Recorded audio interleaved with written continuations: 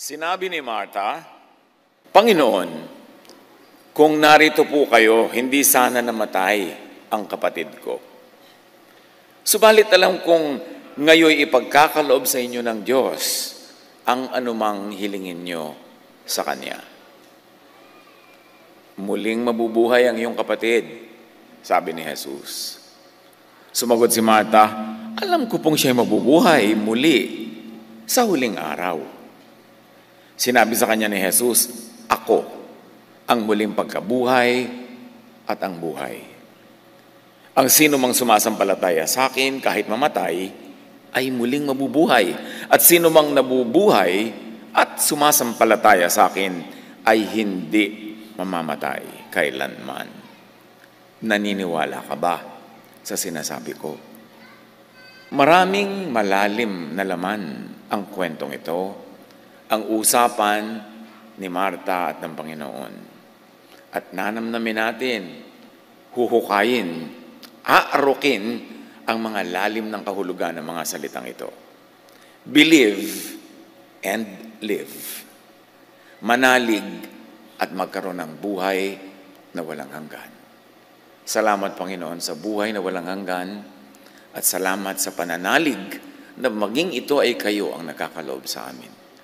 Turuan niyo kami na lalo pang maunawa ang namagitang usapan sa Panginoon ng Jesus at kay Marta. At ito mabigyan namin ng paglalapat sa aming pang-araw-araw na buhay, lalong-lalo sa pananaw namin tungkol sa kamatayan at sa buhay na walang hanggan. Kayo po ang mangusap, ang magturo. Paliwanagan niyo po kami. Tapunan niyo ng liwanag ang aming isip nang maunawa namin ang hiwaga ng inyong salita. Papasalamat po kami, Ama, sa ngalan ng iyong anak na si Jesus. John 11:21, at ating isa-isahin, sinabi ni Martha, Panginoon, kung narito po kayo, hindi sana namatay ang kapatid ko. Kasi nabalitaan na ni Jesus na nag-aagaw buhay na si Lazarus several days before he actually died. Pero nung pumunta ang Panginoon sa village, sa barangay na magkakapatid na itong Lazarus, Martha, and Mary, ay nailibing na ng ilang araw. Patay na ng ilang araw at nailibing na si Lazarus. But Jesus is life. And Jesus is life. At alam niyo ni Martha, sabi niya, kung narito sana kayo, hindi sana siya namatay. Pero ang tinutukoy ni Martha ang kamatayan ay yung kamatayan lang ng katawan. No? Pero maraming uri ng kamatayan at maraming uri ng buhay at buhay na walang hanggan. But in all this, Jesus is relevant. Jesus is life. Jesus sets free from the fear of death and from death itself. Ito na marahil ang pinakamatinding takot ng tao. At kahit ng mga hayop at maging ng mga halaman ang mamatay. Kaya lahat gumagawa ng paraan para iwasan ang kamatayan. At maraming kung ano-anong ritual, mga paniniwala, mga hokus-pokus na ginagawa ang tao para lang maibsan ang takot sa kamatayan, para lang ma-assure na magkakaroon sila ng buhay na walang hanggan. At sa usapang ito ni Martha at ni Jesus ay marami tayong mapupulot na aral. Hebrews 2:15, referring to Jesus that He might free those who all of their lives were held in slavery by their fear of death. Ang takot sa kamatayan ay tinatawag na pagkaalipin, slavery. Kasi buong buhay, nagpapakaalipin talaga ang mga tao para lang maibsan ang takot sa kamatayan. At isa dyan, pagpapaalipin sa relihiyon. Kasi ang relihiyon ang number one manakot tungkol sa kamatayan. At number one ding nagtitinda ng kung ano-anong produkto na solusyon sa kamatayan para ang mga tao yung magkaroon ng buhay na walang hanggan. Ngunit kung relihiyon ang sagot, paano yun? Iba-iba ng sagot ang mga relihiyon. Iba-iba ng formula, iba-iba ng mga itinitindang doktrina. Alin doon, hindi naman kung may pinanganak ka sa isang religion, yun ang paniniwalaan mong tama kasi lang naipanganak ka doon. Paano yung naipanganak sa ibang religions? Kaya dapat suriin. Kaya ang tawag ni Jesus sa takot sa kamatayan ay pagpapaalipin. So, sino man kasi na nag-aalok sa iyo ng kaligtasan mula sa kamatayan, ay siyempre may produktong ititinda at Bili ka ng bili nun habang buhay, kaya slavery yung fear. People fear death because they do not know enough about eternal life. At sinabi sa scripture, my people are destroyed for lack of knowledge. Ang takot ay nagmumula lang sa ignorance. Anumang bagay na hindi mo alam, kinakatakutan mo. Anumang bagay na hindi mo naintindihan, kinakatakutan mo. Kahit mga katuruan at doktrinang bago sa pandinig ay kinakatakutan. Kasi ganun ang slavery ng tao sa fear. So, fear of death enslaves. How do you set yourself free by the help of Jesus from this slavery, from this fear? Know life and the mechanics of life. Knowledge is power. Knowledge is freedom. Know life and the mechanics of life and be free from death and be free even from the fear of death. Ano mga dapat nating unawain? Marami, pero konti lang ang sisikapin nating mabuklat ngayon at sapat na yan na panghawakan para matanggal ang fear of death at maunawaan natin ang eternal life. One, life is designed. The universe is fine-tuned. Hindi aksidente ang universe. Hindi siya simple evolution, siya ay creation. At ang creation ay may creator. At ang creator ay eternal. And because we were made in the image of the creator, if the creator is eternal, therefore we are eternal. Dapat natin maintindihan yan. Tanggalin muna yung mga sapot-sapot sa ating isip na katuruan ng kung ano-anong iba't ibang relihiyon ng pananakot. Tingnan natin ang creation. Life is designed, the universe is fine-tuned. Consider yung isa sa mga rules of science, the golden ratio, or what they call the divine proportion. Hindi ko inaasahan na lahat tayo ma-appreciate o agad, maiintindihan in one sitting, kasi kumisan 4 years pinag-aaralan ng mga yan. Sapat na ngayon ay mabuklat natin para lang malaman natin, ay may ganun palang topic. Para assignment, homework, pag-aralan yung mabuti para maintindihan. Nobody expects you to understand everything in one sitting, especially right now. And this is the challenge of church preaching. Limited ka, 40 minutes up to 1 hour. Paano mo ituturo ang lahat ng yan? Kaya nagiging sound bites lang eh. At ngayon, i-consider nating sound bites na assignment ninyong pag-aralan lahat para lalong maintindihan. Ang goal lang natin ngayon ay buksan ang ating isip na may mga ganun palang usapin, may mga ganun palang topic na dapat lang saliksikin. We shall flirt with some scientific principles. Know, understand, at kung nano-nosebleed, just take note now and know more soonest. Huwag matakot sa bagong nadidinig, huwag matatakot sa bagong nalalaman, because God is knowledge and God is light. Now, the golden ratio in science is a perfectly symmetrical relationship between two proportions. Mathematically, this ratio is closely related to the so-called Fibonacci sequence, where each term is the sum of the previous two. For instance, 1, you start with 1. 1 plus 0, kasi 0 yung kakambal niya sa una, 1 din. Now, ang kasunod ng 1 ay 2. So, 1 plus 2 equals 3. Tingnan nyo yung sequence. Now, 3 plus 2, yung sinundan niya, equals 5. 5 plus 3, yung sinundan, magiging 8. And so on, hanggang maging 13, hanggang maging 21. This law is embedded in nature. Hindi pwedeng aksidente, kasi design. Tingnan natin yung sinasabi ng ating video sa Fibonacci sequence. Nakita na natin yan. Tingnan nyo uli, i-research nyo uli, paulit-ulit. Kasi that sequence repeats. Now, this pattern shows even in great works of art. Ano ba yung tinatawag na maganda?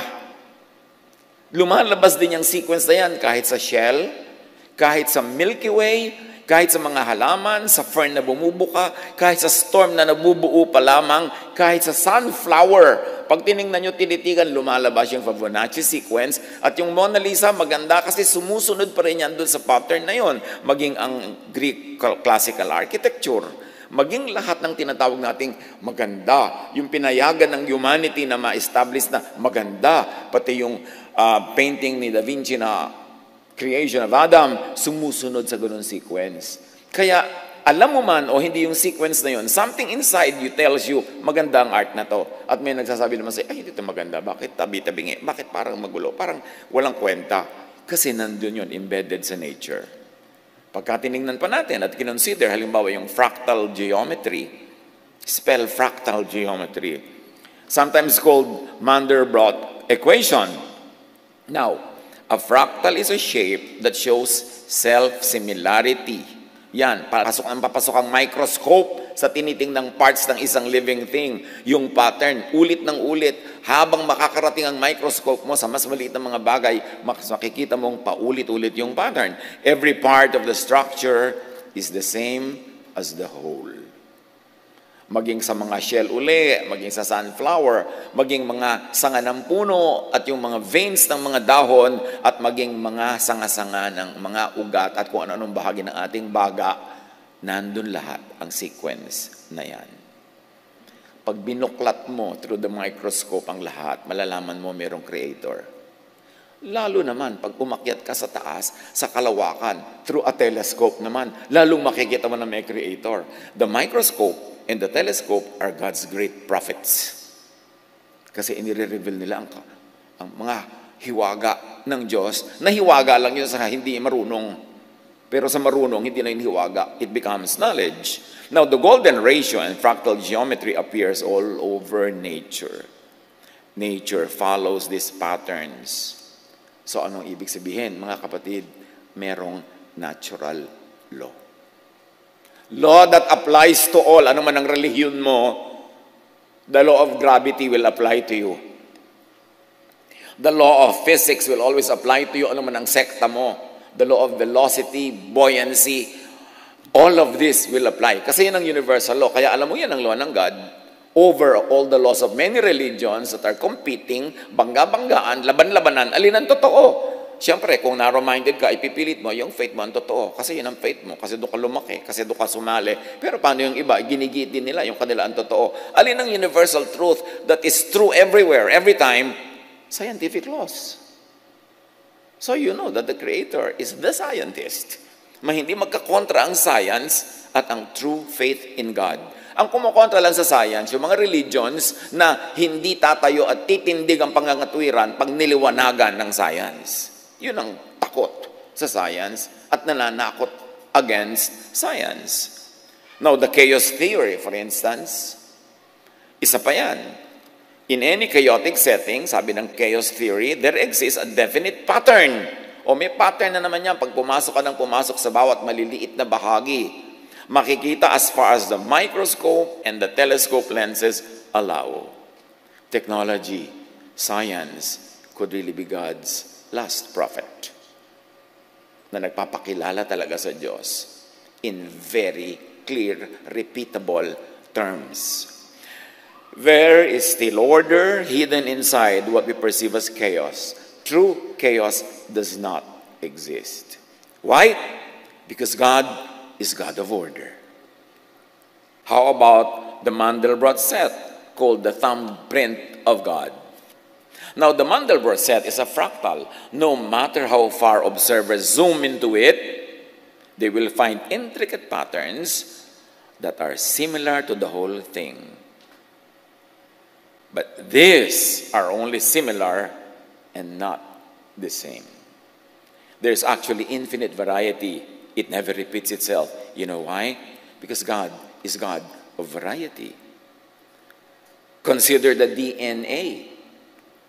The DNA or DNAs are codes, and coding requires intelligence. Bawat living thing may DNA. Kahit nga yung mga katanda-tanda ang kalansay ng mga pharaoh sa Egypt, naaaral nila ngayon yung DNA. Na-establish nila kung magkakamag-anak nga ba talaga ito o hindi. Kaya nga ngayon, pag gusto mong i-prove ang paternity ng isang bata, nagdi-DNA test. Kasi encoded sa kalit-liit ang himaymay ng ating pagkatao kung ano tayo, sino tayo, at sino ating mga kamag-anak. DNA codes in our cells are very similar to intricate computer programs. At naiintindihan natin ito only lately kasi lately lang nagka-computer. Sa tagal ng panahon, ang tawag lang dyan, hiwaga. DNA located inside the cell's nucleus is a carrier of genetic information. Sa kaprasong DNA na yan, nakakode na lahat. Blueprint yan, ang design and instruction to make proteins, molecules, and body parts like legs, eyes, hearts. Kaya pag may bata, tinignan mo yung mata, bagong panganak pa lang, uy, kumuha sa ama. Kasi, yung DNA ng ama ang nasunod doon sa mata. Kung minsan naman, ay, ang ilong sa ina. Yung DNA ang nasunod. Magtataka lang yung ibang mga marites, bakit ka mukha ng kapitbahay? DNA ni kumpare. Bigla. Hindi yan maikakaila. Diyos ang naglagay niyan. What about Benford's Law? Yung graph na yan, ang sinasabi niyan mga kapatid. Benford's Law states that the leading digit in a number is more likely to be a small number like 1 or 2 or 3, not a large number like 7, 8, or 9. It also states that 1, or the number 1, is the most likely leading digit to occur by far. And this will apply to any random set of data. Anong application nito mga kapatid? Halimbawa, nagre-report kayo ng sales nyo sa BIR. Tapos iniimbento nyo lang yung mga resibo. Gawa lang kayo ng gawa. Gawa lang kayo ng gawa. Ito yung sale. O kaya ang mga tindera nyo, nagre-report ng benta nila sa inyo. Ito yung benta, benta, benta. Gumagawa pa ng mga resibo. Pag nag-Benford Law kayo, mabibisto nyo. Kasi, kahit magtambak ka ng libu-libong number dyan, laging ang pinakamarami dyan, nagsisimula sa 1. Tapos 2, tapos 3, papakonti ng papakonti hanggang 9. Hindi ko kayo tinuturo ang mandaya. Pero reliable ang Benford Law to detect fraud in reporting numbers. This is used in Canada. Malalaman, kahit tax declaration mo, nandadaya ka sa mga number mo, kahit yung mga liquidation mo, mga lalabas, kasi God is the master mathematician. At may law ang numbers. Hindi pwedeng dayain. Yan ang alam ng mga engineer. Kaya alam mo yung load ng bridge o 10 tons o ganyan. Kasi may computation kung gaano karaming semento at bato at bakal ang dapat mong ilagay para makatawid dyan ang 10-ton truck. May law ang lahat. Bakit umaakyat ang aeroplano? You know, the science of the aerodynamics. Bakit na nahuhulog ang mga dapat mahulog? Because of the law of gravity. Bakit nakakaland ng aeroplano? Computed lahat. Bakit sasakay ka sa aeroplano ng gabing-gabi, maglalakbay kayo ng ilang oras sa buong kagabihan, tapos maglalanding siya exactly sa airport na plano, hindi sa ibang airport. Sumusunod lang yan sa laws of physics, sa laws of geometry. Hindi yun pwedeng palitan. Bakit? Kasi ginawa yun ng Diyos. Bakit ang mga doktor sinabi, itong gamot, inumin mo, after 5 days, may talab na yan. Kasi na-observe na nila, yun ang science. Na-observe mo kung ano lang yung nando na nakatotohanan. Kaya gumagaling ka, kaya ka na-o-opera, kung ano-anong ginagawa. Dahil may law ang lahat.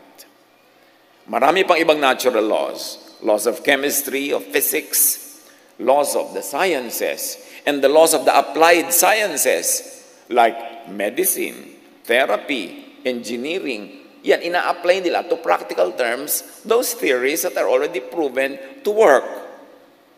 What then can be concluded? Bakit tayo nagsascience here? Merong design. Therefore, merong designer ang lahat. May intelligent, and more than that, loving plan ang designer. At pag naintindihan mo ito, mapapawi ang takot mo sa kamatayan kasi pati yung kamatayan at post-kamatayan, plano na. Walang surprise. Jeremiah 29:11, "For I know the plans I have for you, declares the Lord. Plans to prosper you and not to harm you. Plans to give you hope and a future. That even death is not meant to harm you." Dapat yung dibdibin nang mawala yung mga takot na yan, yung slavery to the fear of death. Know, appreciate, and have faith on the designer's plan. At sa pagbubungkal natin ng mga scientific structures na to, tinitingnan lang natin na, oo nga, may designer, may Diyos. At hindi to aksidente, hindi kung ano-ano lang. May pupuntahan ng lahat, therefore may pupuntahan ako. At ang pupuntahan ko, ang Diyos. Tip-tipin. Apply this to death and to the fear of death. Bakit ako pa ulit-ulit sa team na to, yung fear of death and death? As a pastor for more than 4 decades, alam ko na, concluded na ang talagang major fear ng tao, kamatayan. May sagot na dyan ng Diyos eh. Tapos nagre-religion ka ng 10, 20, 30, 40, 50, 60, 80, 90 years, takot ka pa rin, edi walang napala. Kaya kailangan makalaya. Na napakahalaga, know, appreciate, and have faith on the designer's plan na outside of religious and sectarian texts, traditions, and doctrines. Science inevitably opens to the idea na mayroong designer, creator, sustainer, na mayroong Diyos. Napakarami ng mga scientists na nagsimula as atheist, kaaral, hindi nila maiwasan ang katotohanan na may creator. Yun lang magde-design ka ng spacecraft na maglalanding sa buwan, na ilang araw na naglalayag sa kalawakan, para mo-compute mo yung mathematics na umalis dito sa Earth na umiikot at magbabiyahe all throughout the space, na hindi siya babangga sa mga ibang mga bagay doon sa kalawakan, at makakarating sa buwan na nagbabiyahe din, magkaiba ng biyahe yung Earth at buwan, na-compute mo na maglalanding talaga doon sa ganung oras, sa ganung araw, kasi may batas na hindi maiiba. Na gano'n ang takbo ng mga planeta, gano'n ang speed, kanya-kanyang speed, kaya walang mga banggaan, may batas. Habang nag-aaral ka ng science, sobrang bulag ka na pag hindi ka pa naniwala may Diyos. Pwede kasi naman na hindi naniniwala yung mga scientists sa Diyos, yung Diyos na drawing ng religion. Kasi napakarami naman talagang drawing ng religions na hindi naman kapani-paniwala kung isa kang tao nag-iisip at marunong. Kaya dapat hanapin mo yung drawing ng natural law, because it will point to the Creator who is God. The God of the sciences is unassailable. Although the God of the religions could be questionable, kasi mga religion nga mismo, iba-iba na tinuturo eh. So alin dyan na papaniwalaan mo? Kaya mahalaga yung science. Huwag kayong matakot sa science, because God is the ultimate scientist. Job 12, 7-10. But ask the animals, and they will teach you. Or the birds in the sky, and they will tell you. So gusto mo maghanap sa Diyos? Mag-biology. Sino sa inyong laging absent noon sa biology? Hindi tuloy natandaan na ang Heterobasidiomycetidae is the scientific family name of mushrooms. Hindi nga ma-spell. While most religious laws or theologies are inconsistent, contradictory, myopic, local, and sectarian, while most religious laws point to competing prophets and theologians, natural and scientific laws are constant and universal. They point to and reveal the non-sectarian Creator. At gusto kong bigyan ng diin, non-sectarian God. Ang God kasi, pinag-aagaw-agaw ng mga sekta, ng mga relihiyon, at binibigyan ng kanya-kanyang bihis, costume, itsura, drawing, at mga doktrina. No, go to the non-sectarian God of creation. At pwede rin siyang makilala sa Bible. Ang dami-dami pwede mo pagkakilanlan. Marunong ka lang dapat pumili at manuri kung ano ang titingnan. Job 12, 7-10, mag-biology ka daw. Or speak to the earth, and it will teach you. So mag-geology. Or let the fish in the sea inform you. Mag-fisheries. Mag-oceanography pa kung ibig mo. At sa pagpapatuloy ng Job, which of all this does not know that the hand of the Lord has done this? In His hand is the life of every creature and the breath of all mankind. Ang ganda ng realization. Napakaraming magagandang mapupulot sa Biblia. Marunong ka lang tumingin kung saan. Psalm 19:1, the heavens declare the glory of El, or of God. You know, in the original Hebrew of the Old Testament, it is El that is used. In the English translation, it becomes God. And that's when it becomes very contestable to many people. But all the original Hebrew verses say El when they mean God. The heavens declare the glory of El, and the sky displays what his hands have made. Mag-astronomy. Kahit daw sa astronomy, makikita mo ang maker. What we have is not accident, is not chance, but creation. And we are the crowning glory of that creation, at least from our point of view.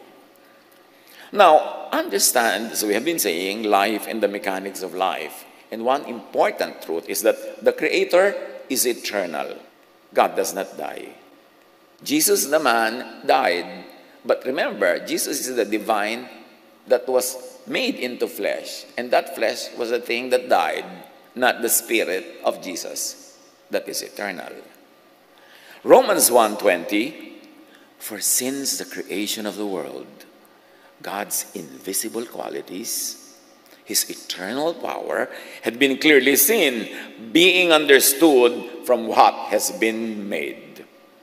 Ang linaw ng sinabi ng Romans, ang pagpapakilala ng Diyos ay sa pamamagitan ng kanyang nilikha, mga bagay-bagay na nakapaligid sa atin, not from religious and sectarian theologies.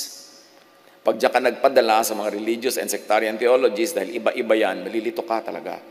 Gusto mong makilala ang creation, kilalanin mo yung Creator. Paano mo kilalanin yung Creator? Through the creation.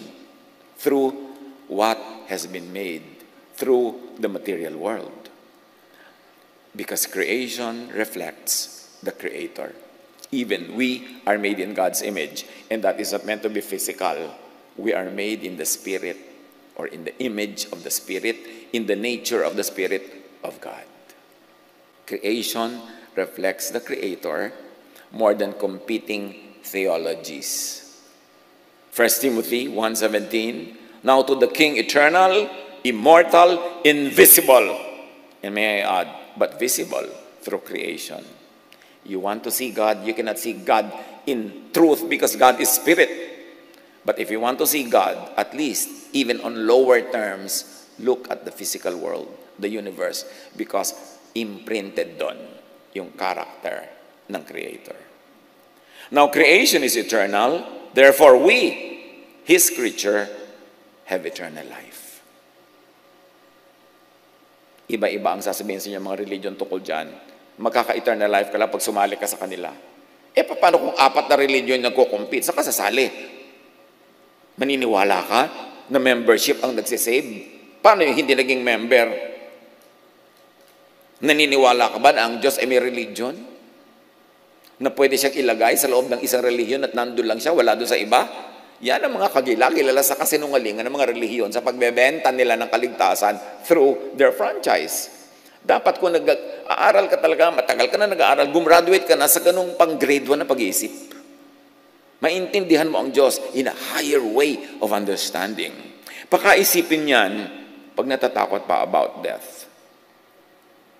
Refer more to the laws of creation, of nature, and less to the laws of competing religions. Huwag kayong maging overly loyal sa isang relihiyon dahil doon lang kayo pinanganak. Paano kayo pinanganak sa ibang bansa? Di doon naman kayo magiging loyal. Dapat mag-isip. John 11, sa pagpapatuloy ng kwento, siya nga pala ang usapan natin ay si Jesus at si Marta. Subalit alam kong kahit ngayon ipagkakaloob sa inyo ng Diyos ang anumang hingin nyo sa Kanya. Sabi ni Marta, kung sana nandito lang kayo, hindi namatay ang kapatid ko pero kahit patay na siya, naniniwala ako, kaya nyo buhayin. Kasi anuman ang hingin nyo sa Diyos sa langit, yun ang magyayari sa lupa. So please naman, buhayin nyo naman ang aking kapatid. Jesus is the way of life, the way to life, and life. Now, understand eternal life and the way to eternal life through creation and through the laws of nature and science. At tumanda kayong magdugo ang tenga nyo, kauulit-ulit ko sa ibang terminology. Kasi repetition clarifies. Kung naintindihan nyo na sa unang sabi, huwag nyo nang pansinin yung kauulit. Kasi merong mga sa ikapitong sabi pa maintindihan eh. So kailangan ulit-ulitin natin para sa kabutihan ng lahat. Now understand eternal life and the way to eternal life through creation, more than through iba-iba at kontra-kontrang religious teachings. At matatakot ka lang pag doon ka nakinig. Now, remember we said God created a fine-tuned universe? Planado ang lahat. Walang tsamba-tsamba. Meanwhile, beneath, above, and beyond the visible, all creation is energy, frequency, and vibration. Konting basic sciences lang will tell you everything vibrates. Kahit yung hindi gumagalaw na isang bagay na hawak nyo, nagbabibrate yan in microscopic levels. Yung lampas, higit sa nakikita ng mata, ang lahat ay vibration, energy, frequency. Kaya nga ang radyo, frequency eh. Nagtataka kayo, bakit yung boses ng artista ng radyo na nandun sa malayong studio ay lilipad sa himpapawid, madadakma ng radyo nyo at dadalhin sa tenga nyo yung boses niya, di ba? Kasi yung boses, more than what you can see and what you can hear, vibration yun eh, frequency. Kaya pag yung radyo nyo, dinala nyo sa frequency 702, madidinig nyo DCIS. Pero iurong nyo lang ng konti, iba na madidinig nyo. Kasi ibang frequency na yung pinupuntahan nyo. Ngayon, lahat may frequency. Pag naka-tune in ka sa frequency ng Diyos, can you imagine what will happen? Kaya dapat na-develop natin lahat yan, may frequency. Nothing rests, sabi ng science. Everything moves, everything vibrates. John 4:24, God is spirit, sabi ni Jesus, and His worshipers must worship in the spirit and in truth. So, espiritu ang Diyos. And in the spirit world, it's all vibration, frequency, energy. Yan yung mga na-discover ni Tesla, ni Nikola Tesla, energy. Na pwede pala ang wireless power makarating kahit kanino, pero pinigil lang yan ng mga gustong magbenta ng power. Kaya kailangan may wire para dadaan ka sa wire nila. Ganun yan yung mga relihiyon. Kailangan dadaan ka sa kanila. Franchise lang yan eh. Now, God, the Creator, has and is Spirit. Therefore, God, the Creator, who is not matter, who is not physical, but Spirit, is supreme energy, frequency, and vibration. Hindi yan pagtampalasan sa kadakilaan ng Diyos. Inuunawa lang natin sa ibang pananaw. God is not a man, sabi ng Hebrews 23:19. God is not a white-bearded lolo na nakaupo sa mga ulap at may hawak na kidlat para tudlain ang mga nakakainisan niya. Yan ang drawing ng religion. God is not a man. Kaya hindi tayo dapat mag-confine sa mga religious images kasi puro images yun ng humans. Yung mga lahat ng mga divine personalities represented as humans. Hindi nga human ang Diyos, hindi nga man. So misrepresentation yun na God. Repeat, God, the Creator, has and is Spirit, therefore is supreme energy, frequency, and vibration. The energy, the frequency and vibration of God is love. Imagine God and love as a spiritual and invisible power, energy, vibration, and frequency, only manifesting in the material world through many acts of love. But love is an idea. Love is a concept. Therefore, love is frequency, energy, vibration. And God is love. I-correlate nyo yan. Magkakadugtong yan. Only understood by those who will really plumb the depths of the many angles of truth. In the spirit world, it's not physical or material or anthropomorphic. Hindi kamukha ng tao. It's spirit. Ang usapan spirit, energy, vibration, frequency. Ang Creator ay energy, frequency, power. Therefore, ang creation ay ganun din. Because we were made in God's image. Our true essence is not our nose, not our eyes, not our body, not the color of our skin, but the spirit in us. And that spirit is frequency, energy, vibration.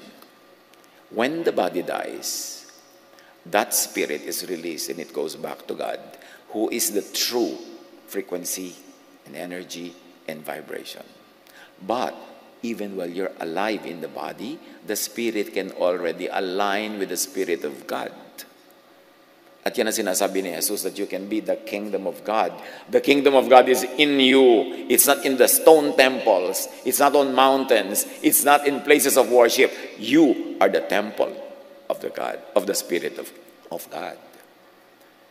So pagka tumugma na ang frequency mo, ang vibration mo, ang energy mo sa frequency, energy, and vibration of God, nakakabit ka na sa God, nakakonek ka na sa eternal life. Kaya sabi ni Jesus, if you are in me, though you die, you do not die. Or though your body dies, you live again. Paulit-ulit si Jesus sa tema na yon. John 5:24, you cross from death to life. And that energy, that frequency and power and vibration is love.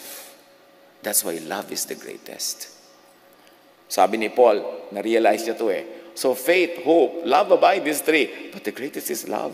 Why? Because God is love. The vibration of God is love. And if you are loving, no matter what your religion is, you vibrate in the frequency of the Creator. Therefore, eternal life is in you. Masyadong esoteric, pero spell esoteric. Kaya sabi ko, pag-aralan nyo to, hindi ito matatapos ngayon lang. Pero sasagutin ito ang napakaraming tanong na hindi nasasagot ng isang katerbang katekisim. Kailangang pagsikapan. Colossians 3:13-14, love binds all together in perfect unity. At sabi pa, in Him, all things are held together. So si Jesus, yung power na yun that holds everything together. And Jesus is called light, the light of the world.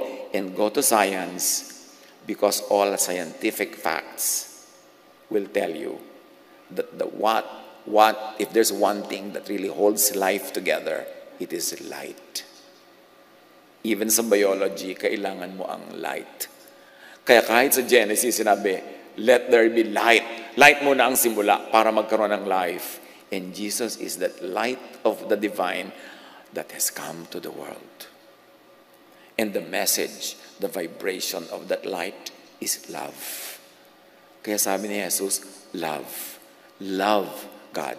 Love your fellow men, and you will have eternal life. Jesus could be understood in scientific terms if you would think of light and Jesus as light. Now, going back to the life and mechanics of life, as we have already said, God, the Creator, is love. As God is eternal, love is eternal. Marami ng mga young people, sabi nila, kinonfess later, nagdudugo na daw yung tenga nila sa katuturo ko ng love at Jesusness. But, one day, isang araw, ting! Biglang bumukas yung naintindihan nila. Gusto daw akong puntahan at pagyayakapin at pasalamatan. Ay, salamat. Ito pala yung tinutukoy nyo. Hindi lang namin maintindihan nung kaya nagsasawa na kami. Kaya yung mga iba darating, anong teaching ngayon? Baka Jesus na naman, ha? You know, habang hindi nyo pa naiintindihan yan talaga, maiinis lang kayo, baka uulit. Pero ulit-ulitin nyo, dadating isang araw na, ting! Yung pala, eureka! Yung pala yung katotohanan. Natanggal yung mga takip sa mata parang kay Paul para makakita. John 14:21, sabi ni Jesus, whoever has my commands. And what is the command of Jesus? Isa lang, to love. Whoever has my commands to love and keeps them is the one who loves me. The one who loves me will be loved by my Father, and I too will love them and show myself to them. Now we enter another phase of our discussion, the issue of cycles, circles, repetitions. Sabi ni Jesus, kung sino ang sumusunod sa akin at umiibig, ay iibigin ko. So ikaw at si Jesus. Sabi niya, kung sino man ang iniibig ko, iibigin ng Ama. Therefore, iibigin ka rin ng Ama. At dahil iniibig mo si Jesus, iniibig ka ni Jesus ang Ama, iniibig ng Ama si Jesus at iniibig ni Jesus ang Ama, therefore, iibigin ka rin ng Ama. Makikipag-ibigan ka sa Ama at kay Jesus, ikot ng ikot yung cycle. Because true eternity is a circle. That's why God is called Alpha and Omega, the beginning and the end. Because only in the circle is the beginning, also the end. And therefore, there is no end because it becomes another beginning, kaya eternal. And that's when you know sacred art. In any religion, ang sacred art features a lot of circles. Paikot-ikot, paikot-ikot, paikot-ikot, because the divine does not end. And it shows even in art. So, the circle is a very important shape that expresses the eternity of the divine. Now, love, like energy, is cyclical, therefore, eternal. Kung merong cyclical, eternal yon. At kung merong eternal, cyclical yon. Tulad ng water cycle. Did you know na mula nung nilikha ang buong universe, not one drop of water is lost or gained? Because everything recycles. Yung ininom yung tubig kaninang umaga, pinaghugasan ng paa ni Cleopatra. 2,000 years ago. Paulit-ulit lang. Kasi nire-recycle. That's why recycling is a very advanced attitude. Yung nire-recycle mo yung supot, nire-recycle mo yung mga lalagyan para bumalik siya sa pagiging useful at huwag siyang maging basura. Now, John 11, balik kay Martha at Jesus, sabi ni Martha, kung sana lang nandito kayo, hindi mamamatay ang kapatid ko eh. Sabi ni Jesus sa verse 23, muling mabubuhay ang iyong kapatid. Sabi ni Jesus. At bakit? Bakit siya muling mabubuhay? Eh kasi love ko siya. At love niya ako. At dahil ang vibration ng divine ay love, when you love, and when I love you, the vibration of life is in you, you never die. Only the body dies, but it actually doesn't die. The body only recycles. Lahat ng kinain yung calcium, phosphorus, at kung ano-ano pa, babalik lang yan sa lupa para maging vitamina na naman at magiging papaya. May kakain na naman ng papaya, mapapasok sa katawan ng tao at pag namatay siya, babalik sa lupa. Lahat pabalik-balik. Kaya yung kinain nyo kaninang umaga, hulaan nyo kung ano yun. Sa kanyang previous cycle. Pabalik-balik lang. We participate in the circle of life. At bakit mabubuhay si Lazarus? Because he is in me, kung sasabihin ni Jesus. And I am in him. And because I do not die, whoever is in me will never die. At sino man ang aking pamugaran, tirhan, at makipag-isa ako sa kanya, hindi rin siya mamamatay. Masasama siya sa buhay, hindi niya ako madadala sa kamatayan. Pero sabi niya kay Martha, but if you want earthly life again, now, sige pues, buhayin natin kung ililigaya niyo. So binuhay ngayon itong si Lazarus. Maraming mga Christians, Bible-based Christians, ayaw magpa-cremate o galit sa cremation. Dahil paano ako mabubuo ulit pag bumalik ang Diyos? Problema na yun ng Diyos. Sa palagay mo ba, pag inilibing ka ng buong katawan, hindi ka kulang, tinanggal na nga nung ikaw ay inimbalsa mo, tinanggal yung mga laman loob mo, di kulang ka na rin. At kung kinain na ng mga uod yung katawan mo, yung mga uod ang dami-dami, sila ngayon ang bubuuin uli para mabuo ka. Huwag mo problemahin yun. Dahil si Lazarus nga binuhay eh. Sabi nga nung magkakapatid, may amoy na po, huwag na natin buksan ang libingan. Matagal na siyang patay. Hindi naman kasi uso na yung balsa mo, may amoy na. Anong amoy-amoy? Kaya kang i-reconstitute ni Jesus. No matter what your situation. Kaya kung gusto mo magpa-cremate, go ahead. Ang clean-clean, hindi na nakikita yung bangkay mo, tinitingnan po ng mga nakikipaglibing, ay, nangingitim na ang kuko. Yung iba, tinitingnan mo lagi yung kuko ng bangkay. Ay, may hawak na pera. Kung ano-ano pang magiging issue tuloy dahil nandun yung katawan mo. So, mabuti pa nga yung clean na clean eh. Although I don't endorse it. Wala naman ako ibinibenta cremation, insurance. Pero, huwag kayong magpadala sa ganung mamunting bagay. Hindi yun ang issue. The issue is, do you have eternal life? Do you have Jesus in you? And no matter what your religion, if you love, you transcend those sectarian divisions and go above it and become universal, and you join the Creator who is non-sectarian. And that Creator vibrates in love. So vibrate in love. Now, to be in the realm or the frequency, vibration, and energy of the Creator, meaning to be in the kingdom of God or of kingdom of heaven, be in the realm, be in the frequency, vibration, and energy of love. Ang daming parenthetic phrases. Let me simplify. To be in the realm of the Creator, to be in the kingdom of God, be in the realm of love. May nangyayari sa spirit mo na nagbabibrate kasabay ng vibration ng love, which is the vibration of God, because God is love, so pumapasok ka sa circle of eternity. John 15:10, if you keep my commands to love, you will remain in my love. Meaning, you will remain in me, you will remain in life, you will remain in eternity. John 3:16-17, for this is how God loved the world, or this is how God gives eternal life. He gave His one and only Son, that everyone who believes in Him, meaning who believes in His message, which is love, will not perish, but have eternal life. Why? Because love is the greatest. Now, the law of conservation of energy says that all matter must cycle in order to continuously exist. Di ba, ipinasok na nga tayo ni Jesus sa discussion ng cycle? Ikaw, si Jesus, ang Ama, pupunta sa iyo, pupunta ka kay Jesus, magiging isa kayo in a circle. Love cycles and recycles.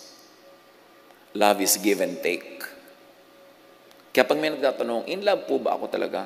Sige ko, re-reviewin ko, ano ko, hindi ka in love kasi puro ka take. Give and take ang love. Mahal po kaya ako ng aking nobyo? Nagbibigay ba sa'yo? Take po ng take.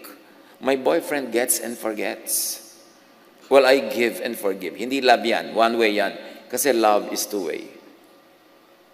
And only a two-way love will remain forever. Kaya yung mga mag-asawa ko minsan, you fall out of love, unti-unti, dahan-dahan. It takes years bago mo ma-realize na hindi ko na pala tumahal. Bakit? Kasi walang cycle, walang two-way. Puro ako na lang ng ako ang nagpapasensya, ako na lang ng ako nasasaktan, siya na lang siya ang masarap ang buhay. Lalayo ang loob mo, nawawala yung love. Kaya yung love is two-way. Love is cyclical. And if it is cyclical, it will be forever. It will be for life. Because if it's a cycle, if it recycles, it will be eternal. The first law of thermodynamics says, energy cannot be created or destroyed. Nalaman nyo na yan ng grade 4 science pa lang, kundi kayo absent. Energy cannot be created or destroyed. It can only be transformed from one form to another. So ikaw, hindi ka ma-destroy. You will only be transformed. You will return to God in another format. Huwag nyo naman paniwalaan yung mga karton ng relihiyon na pagbalik mo sa Diyos, nandun lahat ng mga kamag-anak mo, nakakimono pa rin ang lola mo, nakaduster ang nanay mo, naka-jogging pants yung kuya mo, at may reunion kayo doon na parang yung barangay nyo, inilipat lang sa Pasay to heaven. Ganun kasi i-oversimplify ang relihiyon eh. Ay, may reunion tayo. Ay, nandun po ba lola ko? Siyempre, nandun lola ko. Magkagawa po din po kaya sa Natati Coco? Siyempre, you mean to say may Natati Coco din sa eternity? Lahat physically lilipat? No. Matatransform ka, we will be changed. At ang matitira sa'yo, yung essence mo, yung vibration, yung frequency, yung energy. Alam nga naman ganyan. Kaya ang tanong ng iba, paano po ako ngayon? Baldado po ako. Baldado po ba ako sa eternity? Siyempre, sagot naman ng Pollyannish religion, hindi, gagaling ka na. Ano pang edad ko? Kasi ayoko po ng itsura ko ngayon. Gusto ko yung itsura ko noong ako ay 20 anyos. Sabihin natin sa Diyos, ibalik ka sa 20. So, merong iba-iba na naman. Ang gulo-gulo. Kasi hindi naman tayo ganitong-ganito paglipat eh. Kaya ko ipinipilit ngayon, intindihin nyo that this is all frequency, this is vibration. Hindi ito physical being. Lalampasan mo yan. Kung hindi man natin maintindihan lahat yan ngayon, ipasa Diyos mo na lang. Hindi mo nga naintindihan nun yung geometry, pumasa ka pa rin eh.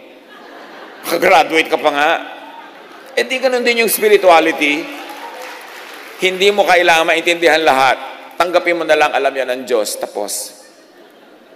Ang mahalaga, love na lang. Kasi yun ang kaya natin maintindihan.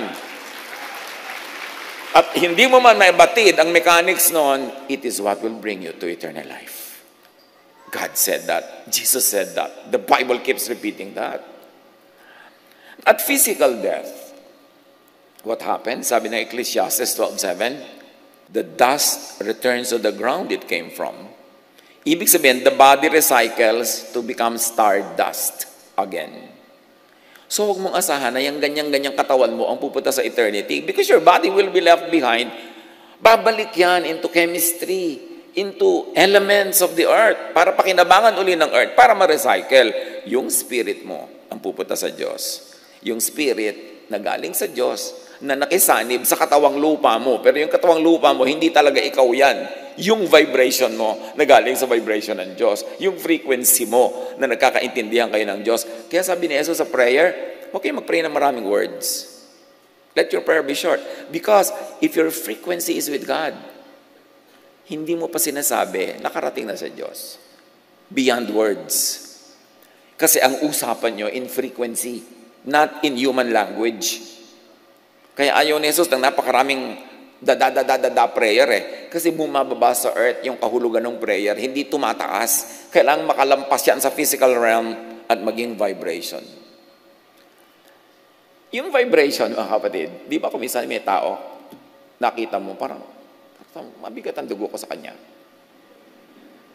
Yung nagbebeso-beso yung katawan nyo, pero yung mga kaluluwa nyo, nagsasampalad. Alam nyo kung bakit? Ang nag-uusap doon, vibration Nabi-visualize yun na yung vibration. Di ba? Hindi yun ginig-ginig na gano'n. Hindi. Merong katotohanan na hindi kita ng mata. Pero ang espiritu nag-uusap. Meron naman, na-meet mo pala siya, ang gaan-gaan ang dugo ko sa kanya. May gano'n. Kasi yung espiritu mo, mas maraming alam kaysa sa utak mo. Kaya nakikinig ka sa discernment. May nagsasabi sa'yo. At yun yung vibration. Now, Ecclesiastes 12:7, the dust returns to the ground it came from at death, and the spirit returns to God who gave it. Meaning, the spirit recycles to energy, to vibration, to frequency of the Creator. And you become completely one again because now you are no longer encumbered, you are no longer limited by the physical body. That's why death is freedom. Kaya huwag matakot. Sa kabila nung pinto ng kamatayan nun, nandun pa rin ang Diyos. Mas maningning, mas mauunawaan.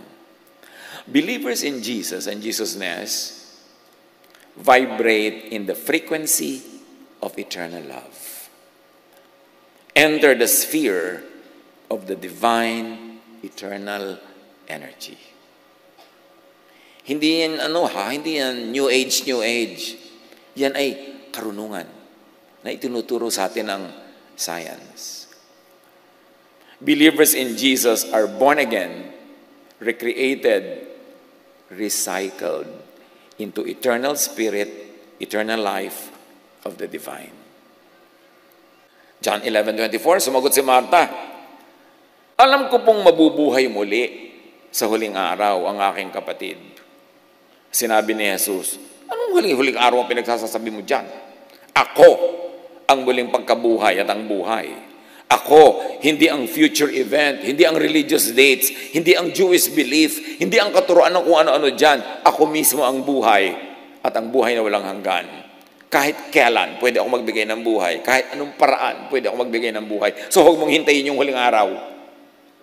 Sabi niya, ako, hindi ang huling araw, ang buhay. Ako ang muling pagkabuhay at ang buhay. Yung muling pagkabuhay sa namatay na yung katawan. Yung buhay sa hindi pa namamatay ang katawan, parehong operational ang power ni Jesus. Jesus is God's love incarnated. Di ba ang pag-ibig nga ay frequency? O paano ngayon? Naging tao si Jesus. Pero beyond that tao, beyond that katawan is the universal spirit of the Word who was made flesh. John 5:24, whoever hears my word and believes him who sent me has eternal life. Walang binanggit ditong religion, Walang binanggit na sekta. Walang binanggit na ritual. Ang sabi lang ni Jesus, ang nakikinig sa aking salita at katuruan ng pag-ibig at nananalig dito, meron ng buhay na walang hanggan. Hindi na niya kailangan hintay mamatay ang katawan niya. Nagsimula na ang buhay niya walang hanggan. Lilipat na lang yon, oras na namatay yung katawan. Love, not religious identity, is the distinction of those who are truly in God, of those who have eternal life. Gusto mong tanungin, ligtas na po ba talaga ako? Ligtas na kaya siya? Itanong mo, loving ba? Because love is the distinctive, not religious identity, not ritual, not anything. Love. 1 John 4:8, whoever does not love does not know God, because God is love. Di ba ang daming relihiyoso, hindi naman loving? So alam mo na, kailangan itong matuto, kailangan itong maturuan. Hindi binabaliwala si Jesus ng mga pag-aaral na ito at pag-unawang ito. Jesus is in the center of all this because Jesus was sent to tell us that the way to God is love. Hindi siya nababaliwala. Central na central siya. Proverbs 12:28, in the way of righteousness, and to Jesus, righteousness is love. In the way of righteousness, there is life. Along that path is immortality. Tandaan niyo itong Proverbs 12:28. You want to be immortal? Be righteous. Be loving. Hindi ito be righteous according to the law, but be righteous according to the command of God through Jesus, love. Eternal life is in Jesus, in love. John 1:12, to all who did receive him, meaning who received his love, to those who believed in his name or in his teaching of love, he gave the right to become children of God. Therefore, he gave the right to become eternal. Yung kasing maraming mga religious work, pag sinabing, ipatanggap natin si Jesus. Pero ang totoo, ang ipinapatanggap ay law. Ang ipinapatanggap ay religious tradition. Kunwari, ipinatanggap si Jesus, pero pag dilat mo after the sinner's prayer, isang tambak na law ang ibibigay sa iyo, at actually, yun pala talaga ang agenda. Pero ang ipinapatanggap mo, pag pinapatanggap mo si Jesus, ay yung katuruan ni Jesus, and that is, receive God's love, it is grace, it has no payment, because love nga yan, so tanggapin mo na lang, at umibig ka sa kapwa, kung paano ka iniibig ng Diyos, yun ang eternal life. Yun ang turo ni Jesus. Jesus is central to this teaching. Luke 10:25-37, ang ganda nitong usapan na to. May nagtanong kay Jesus, what must I do to inherit eternal life? It's probably one of the most important questions you could ask in your life. Sabi ni Jesus, what is written in the law? Mukhang akala mo law pala. Jesus replied, how do you read it? He answered, yung nagtatanong, love the Lord your God and love your neighbor as yourself. Observe that this is a non-religious, a non-sectarian way to inherit eternal life. You have answered correctly, Jesus said. Do this, love, and you will live. Hindi sinabing, join this religion, do this ritual. Sabi niya, paano po ba ako magkakaroon ng buhay na walang hanggan? Sabi ni Jesus, ano bang basa mo sa law? Anong interpretation mo dyan? Anong tingin mo? Mahalin po ang Diyos at ang kapwa. Yes! Tama ka! Gawin mo yan at magkakaroon ka ng buhay na walang hanggan.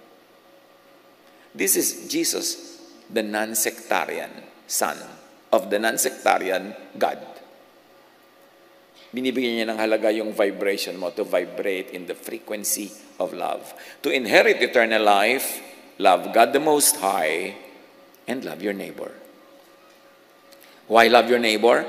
Because God loves that neighbor of yours. How can you say you love God and hate your neighbor? Love din ng God yung neighbor na yon. Non-religious, non-sectarian. Here, Jesus sets free from religious brands and branding. Another mechanics of life na dapat ma-appreciate is recycling in spiritual terms, religious terms. Being born again is the way to, the way of eternity, the way of the kingdom of God. Get into, stay in the cycle of love, of energy, of life. Nawa kauulit natin ang word na life na yan and love, lalong lumalim ng lumalim. Huwag niyong bilangin, ika-37 ulit na yung word na love. Kailangan patalabin. 1 John 4:12, no one has ever seen God. No one has ever seen God. But if we love one another, God lives in us, and His love is made complete in us. Therefore, you want to see God? Love one another, because the act of loving one another makes God visible through our visible works of love. Doon siya nagiging totoo in the physical world. The unseen God is seen in love when people love one another. The essential God becomes material and physical through love. John 17:26, I have made you known to them, sabi ni Jesus Ama, in order that the love you have for me may be in them and that I myself may be in them. See the cycle? And you would be in them and they in you, and you are eternal. I am eternal, therefore they will be eternal too. We will be in the circle of eternity. John 11:25, pabalik kay Martha na naman. Sabi ni Jesus, ang sino mang sumasampalataya sa akin, kahit mamatay, ay muling mabubuhay. Now, how to enter and be recycled to eternity? Believe in Jesus, the incarnated, branded Word. Si Jesus kasi, yun yung branded Jesusness. Kasi bago siya naging Jesus, nandun na yung Jesusness. Kaya lang, hindi pa nagiging tao, so hindi pa nagiging Jesus. That's why we always emphasize the word Jesusness, because outside of the physical human Jesus is the idea of Jesusness. And you may be in Jesus the person or in Jesusness the idea, pareho lang yun. Kaya hindi siya branded, hindi siya franchised, mas universal. Believe in Jesusness, the essence, the spirit of the pre- and post-incarnated and branded Word that had become Jesus. Pag-aralan nyo to. Pwede nyo namang i-click sa camera yung sinasabi dyan, and then pag-aralan nyo, balik-balikan nyo. Bawat paragraph ng dinidiscuss natin ngayon is worth 2 years of study. So by now, meron na kayong 40 years sa pag-aaral dapat kasunod nito. Kasi matagal yan bago maintindihan. Hindi bigla-bigla. Kung naintindihan agad, you're so gifted, thank God. John 1:12, but to all who believed Him and accepted Him, He gave the right to become children of God, meaning children of eternity. When you believe in Jesus and accept Him, hindi yung formula prayer lang, kailangan naintindihan nyo kung ano tinatanggap tungkol kay Jesus, that God is love and that it is love that brings us to God. Yun ang dapat tanggapin, hindi kung ano religious laws. And you will be welcome into eternity. Love and believe vibrate in eternity. Let Jesus enter you, join your spirit, receive Jesus in spirit, into your spirit and heart, into your thought and mind, therefore into your vibration. Because thoughts are vibrations. Thoughts are frequencies. Receive the kingdom and the kingship of God in your heart and mind. John 3:36, whoever believes in the Son or in love has eternal life. Now, John 11, back to Martha and Jesus, ang sino mang nabubuhay at sumasampalataya sa akin ay hindi mamamatay kailanman. Kayo ba? Sumasampalataya kay Jesus? Ang ina naman. Therefore, hindi kayo mamamatay kailanman. Sinabi na ang linaw-linaw. Walang namamatay. Nare-recycle lang. Life rewards with eternal life those that give back to life and help sustain life. In other words, those that love. Kanina pa natin pinapaliwanag yung cycle. For anything to be eternal, it must cycle and recycle. So sa buhay, ang magiging eternal, yung nagre-recycle, yung kasama sa cycle. Therefore, hindi lang tumatanggap, nagbibigay din. Kasi ang tunay na cycle, you receive and you give. Then you receive and you give. And you give and receive, it becomes eternal. Parang pendulum. Pero kung get ka lang ng get, Huwag mong asahang may eternal life ka. May mangyayari sa'yo, pero hindi ka mamamatay. Iba. Next month na kaya natin pag-usapan yon. Those who love could become like a supernova. Nabanggitan natin yan many months ago. Sa supernova, ibig sabihin lang yung mga bituin na dahil bigay sila ng bigay, sumasabog sila at nagiging maraming bituin din sila. This is a scientific phenomenon. Yan tinatawag na supernova. Another word to study. If an object, like a massive star, keeps on giving out, it will become a supernova. It will shine most brightly and then explode to spread its matter back to the universe. Yan yung sinasabi ng Ecclesiastes, the spirit returns to God. Pag supernova ka, give ka ng give, love ka ng love, sabi ng Diyos, isali natin siya sa eternity. Kasi ang kasama sa eternity dapat nagre-recycle. Kasama sa cycle of life. Pag take lang ng take, hindi nag-give. Ba't natin isasama yan? E di uubusin niya ang life. Kailangan nag-give. So, sabi ng ganon, magiging supernova ito. Mamatay ka man, dadami ka. Di ba, ganon din tayo, yung mga nagpaaral ka, namatay ka man, marami yung natuto. Nagpakain ka, mamatay ka man, marami yung natuloy ang buhay, nadugtungan ng buhay. So yung bigay ng bigay, yun ang tunay na umiibig. At ang tunay na umiibig, kung hahanap tayo ng comparison sa astronomy, yun yung nagiging supernova, sumasabog, hindi para mawala, kundi para dumami. Those who love could get recycled, recreated, reborn. In other words, it could become born again. Kaya sabi ni Jesus, you must be born again. You want eternity? You must be born again. Kailangang maging supernova ka. Mag-give ka ng give, tapos sasabog ka, at dadami ka. Yan yung nagkakaroon ka ng buhay na walang hanggan. Kasi buhay ka pa, nagpapatuloy ang buhay mo doon sa mga inibig mo, minahal mo, pinakain mo, kasali ka sa circle of life. John 3:3, Jesus replied, very truly I tell you, no one can see the kingdom of God unless they are born again. Unless they are born from above. In other words, unless they are recycled, unless they become supernova. Proverbs 11:30, the fruit of the righteous is a tree of life, and the one who is wise saves lives. The one who is wise recycles life. The one who is wise gives and receives. The one who is wise loves, and therefore will be eternal. Look at Jesus. Look at Jesusness.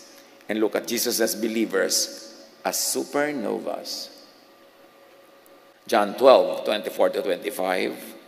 I tell you the truth. Ito yung in biology, ito naman yung equivalent ng astronomy, supernova. Sabi ni Jesus, I tell you the truth. Unless a kernel of wheat is planted in the soil and dies, it remains alone. But its death will produce many new kernels, a plentiful harvest of new lives, of recycled lives, of stars, if you must. So sinasabi ni Jesus yung principle, mamamatay man niyang mga trigo na yan, hindi talaga yan mamamatay kasi magtutubuan ng napakarami mga ibang trigo na nabuhay dahil siya'y namatay. Ganon din ang ginawa ni Jesus, namatay, maraming nabuhay. So dapat sa iyo mambuhay, maraming mabuhay. At mamatay ka man, mabubuhay ka uli. Pero kung nabubuhay ka, wala ka man lang minahal, wala kang tinulungan, sabi ng Diyos, ay, tanggalin to sa cycle kasi abala lang. Kasi sayang lang. Hindi siya nagpa-participate sa recycling of life. So dapat mawala siya sa cycle kasi abala siya. So, ang ibig natin sabihin, meanwhile, those who are not in God, those who are not in Jesus, those who are not in love, meaning those who are not productive, useful, contributing to the creation and to the system, will not be allowed to be eternal. So, hindi lahat magiging eternal. Merong mga hindi magiging eternal. Bakit? Hindi sila isasali sa circle of eternity kasi sayang lang. Hindi sila kasama sa recycling. Wasteful. Hindi sila loving. Hindi sila giving. So, anong papakinabangan ng eternal system sa kanila? Dapat silang ma-eliminate. They will be annihilated or destroyed. They will perish. Jesus taught that people who did not believe in Him meaning in love, in giving, would perish. Hindi niya sinabing will be punished forever.